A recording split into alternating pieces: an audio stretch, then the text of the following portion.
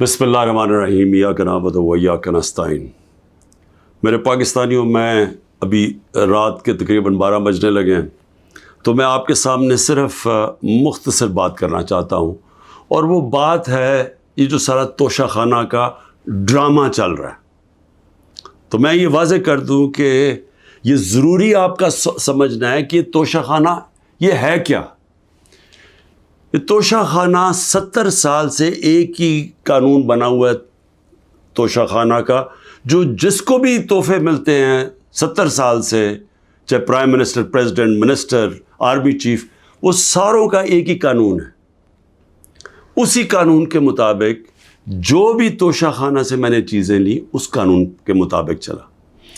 اب یہ کیس جو توشہ خانہ کا چلنا شروع ہوا، یہ آپ کو سمجھنا چاہیے کہ اس کیس کے اوپر، یہ توشہ خانہ کیس کے اوپر میرے گھر کے اوپر حملہ ہوا۔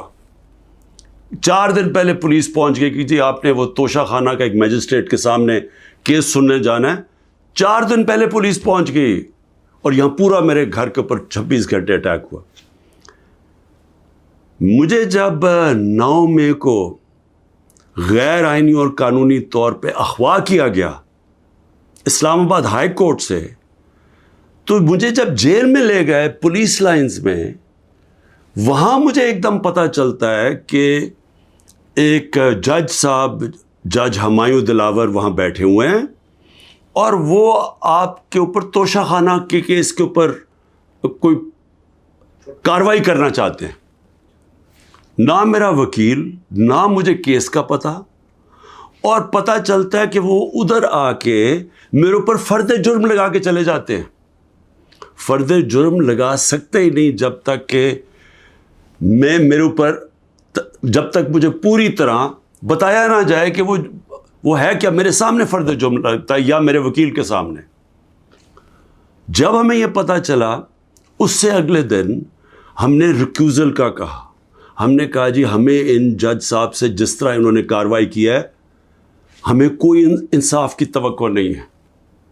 یہ 11 مئی کو ہم نے کیا۔ اس کے بعد بہرحال ایک پورا سلسلہ چلتا رہا، جس میں یہ واضح ہوتا گیا کہ ایک پلان بنا ہوا ہے کہ توشہ خانہ میں عمران خان کو ڈسکوالیفائی کرنا ہے۔ مجھے ایک سوال دیے گئے، 35 سوال دیے گئے، کویسچن جج صاحب نے کہ جی ان کے جواب دو۔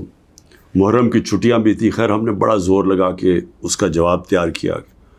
میں نے کوئی 1 گھنٹہ عدالت میں کھڑے ہو کے کل سارے سوالوں کا جواب دیا۔ انہوں نے 2 کوئی گواہ رکھے ہوئے تھے، سرکاری گواہ۔ کوئی بھی ایسی چیز نہیں تھی جو میں نے 35 سوالوں میں جواب نہیں دیے، ایک ایک چیز کا جواب دیا۔ اور ایک جگہ جو یہ بات کدھر پھنس رہی تھی جی، کہ آپ نے جی یہاں توشہ خانہ نہیں لکھا، یعنی ہم نے سارے پیسے سب ڈکلیئرڈ تھے، جتنے توشہ خانہ کے پیسے تھے بینک میں ڈکلیئرڈ تھے، وہ سارے میرے الیکشن کمیشن کے سامنے ڈکلیئرڈ تھے، وہ میں جو FBR تھی اس کے سامنے ڈکلیئرڈ تھی، ویلتھ ٹیکس میں ڈکلیئرڈ تھا، سب کچھ ڈکلیئرڈ ہے۔ ایک جگہ پہ کہتے جی یہ پیسہ تو ہے، لیکن یہاں اس کے اوپر توشہ خانہ نہیں لکھا۔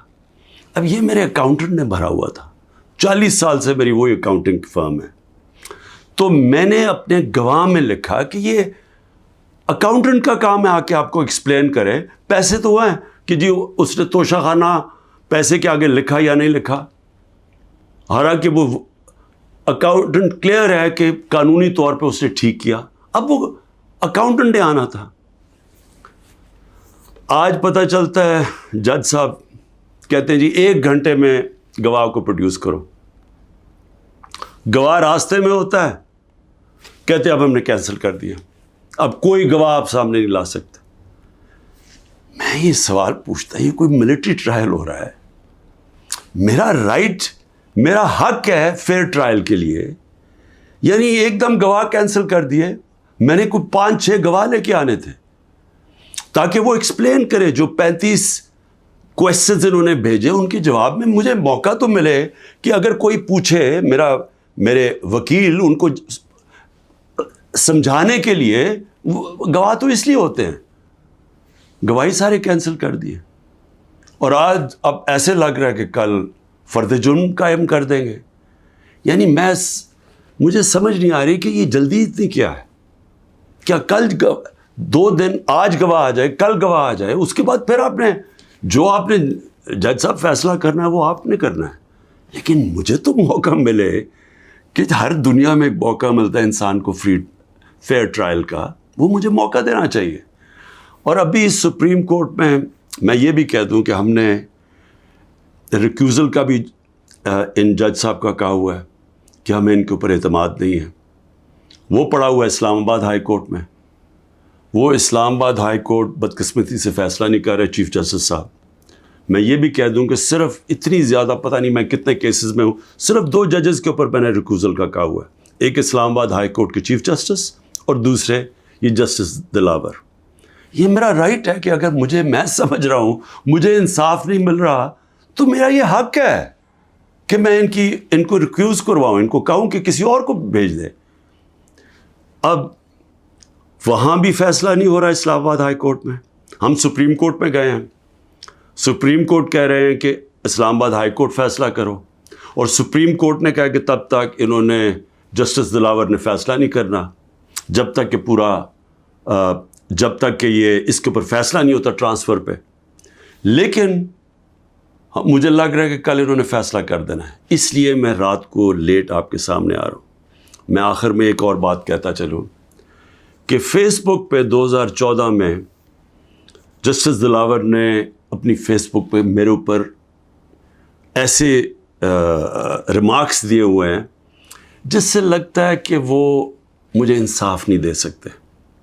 یعنی ان کی ایک پرسنل ڈسلائک اس میں سامنے آ رہی ہے. ہم نے یہ چیف جسٹس صاحب اسلام آباد والوں کو کہا کہ دیکھیں یہ پریجوڈسڈ ہے. انہوں نے جا کے ایف آئی اے کو کہا کہ بتاؤ کہ جناب یہ ٹھیک ہے یا نہیں، یہ جو فیس بک پہ ان کی پوسٹ تھی.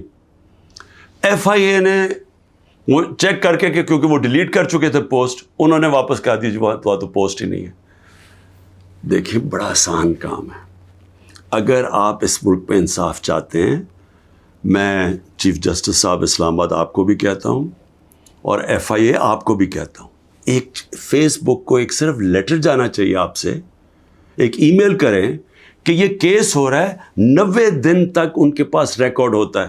اگر آپ ڈیلیٹ بھی کر دیں کوئی پوسٹ تو 90 دن تک فیس بک کے پاس اس کا ریکارڈ ہے. صرف ایک ای میل کی ضرورت ہے، پتہ چلوا لیں کہ کیا انہوں نے جو واقعی انہوں نے پوسٹ کی تھی یا انہوں نے نہیں کی تھی. آدھے گھنٹے میں سارا اس کا پتہ چل جائے گا کہ کیا جسٹس دلاور نے واقعی وہ میرے اوپر جو بڑی ان کا مائنڈ شو کرتا ہے کہ وہ شاید میرے سے انصاف نہ کر سکیں، وہ پوسٹ میں ریفلیکٹڈ ہے. پتہ چل جائے گا کہ ہے یا نہیں ہے. تو ہم صرف میں یہاں بیٹھا ہوا ہوں، 200 کیسز ہونے لگے ہیں، ایک ایک فیس کرنے کے لیے تیار ہوں، فیس کر رہا ہوں. پچھلے 2 مہینے میں 350 عدالت میں کیسز کے اندر میری پیشی ہو چکی ہے. 350، یہ بھی ریکارڈ ہے.